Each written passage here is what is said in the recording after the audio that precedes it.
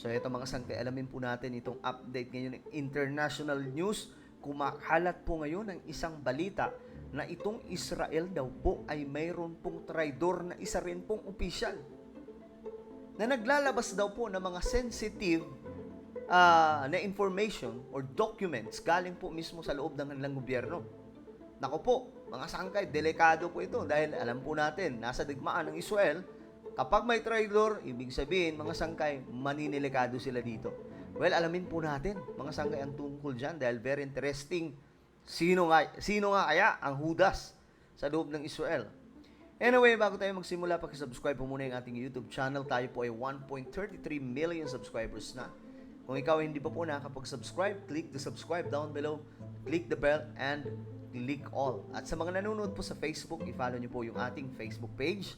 Dito mga sangkay, nag-upload tayo ng mga mahalagang impormasyon, hindi lang po nangyayari sa Pilipinas, kundi buong mundo. Alright? Sa mga solid sangkay na nanonood ngayon, mag-comment po kayo ng #SolidSangkay kasama po inyong mga lugar para magkakilala po tayo dito.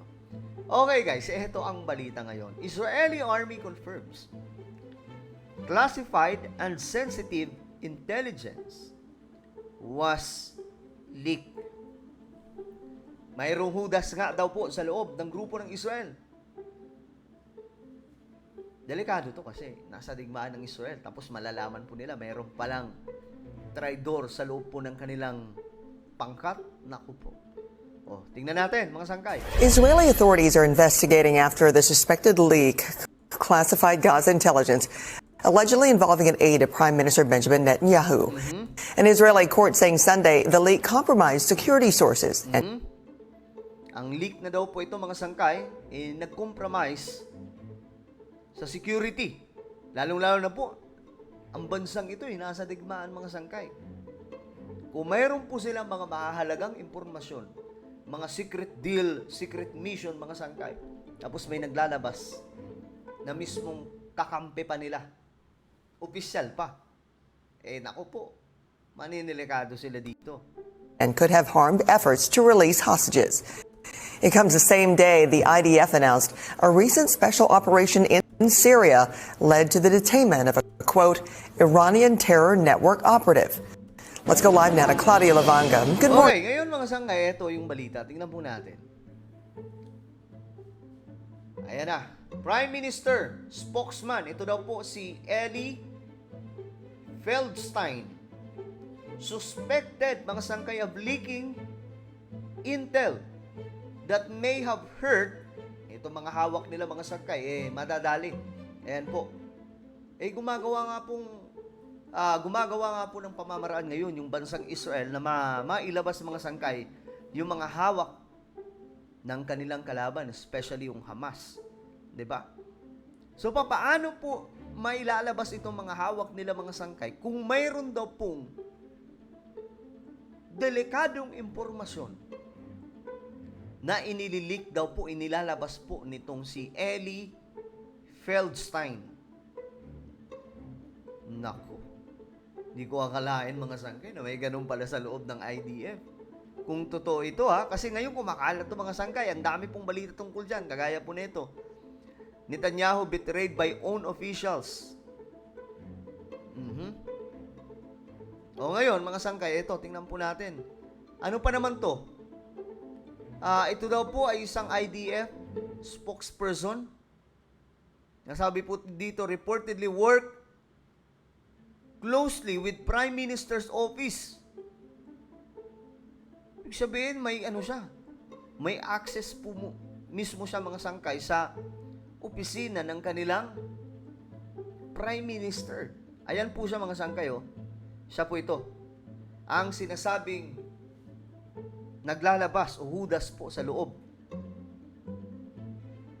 Sabi po dito, a court partially lifted a gag order Sunday on a case surrounding suspected leaks of classified information by an associate of Prime Minister Benjamin Netanyahu, unsealing the name of the central suspect and several other details. So, ngayon mga sangkay, pansamantala, mukhang absuelto po muna siya. Pero mga sangkay, hindi nangangahulugan na hindi na po siya hahabulin. May ginagawa po ngayong investigasyon para po dito. Sabi po dito, Ellie Feldstein, a spokesperson working with the Prime Minister's Office. Naku po, nasa loob po mismo ng opisina ito ng Prime Minister ng Israel. So ano to? Ano bang kahulugan nito? Itong taong to ba, nakikipagsabuatan sa Iran, mga sangkay? Paalam nyo, kapag ganitong klaseng mga event, no, yung mga gera, mga sangkay, hindi po maiiwasan na mayroon po talaga mga hudas sa loob. Meron po, kasi may mga pinapadala po dyan yung mga kalaban nila, mga sangkay, na kaya pong kumuha ng mga classified documents or information na maglilid, mga sangkay, sa pagkawasak ng lugar na gusto nilang pasukin. Ngayon, mga sangkay, eto na. Itong taong to, hindi lamang po basta opisyal ito. Ito po ay nagtatrabaho, isang spokesperson working with the Prime Minister ng Israel. Ayan po, is accused of divulging top secret information with national security. Implications to European media outlets. Nako po. So nilalabas po niya international. Nako, malaking kasiraan ito, mga sangkay, sa part ng IDF or Israeli Defense Force. Kasi ibig sabihin, mga sangkay, hindi po okay yung grupo nila, mayroon pong problema, 'di ba? So the names of 3 other suspects, mayroon pa pala, mga sangkay, iba. Ayan, no? Mayroon pa pala, mayroon pang 3, mga sangkay, na iba pang mga hinihinala at ngayon iniimbestigahan, mga sangkay. Pero sabi po dito, but it confirmed that they were connected to the defense establishment. Kumpirmado pa, mga sangkay, na connected daw po sa defense establishment ng Israel. So may mga huda sa loob, mga sangkay. Sabi dito, the investigation began after significant suspicions arose sa IDF,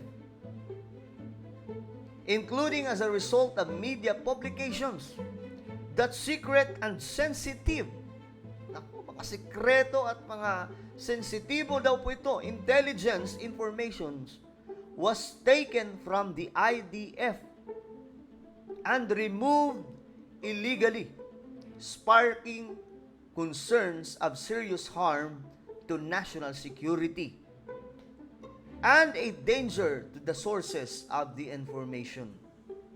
Ayon po sa kanilang korte.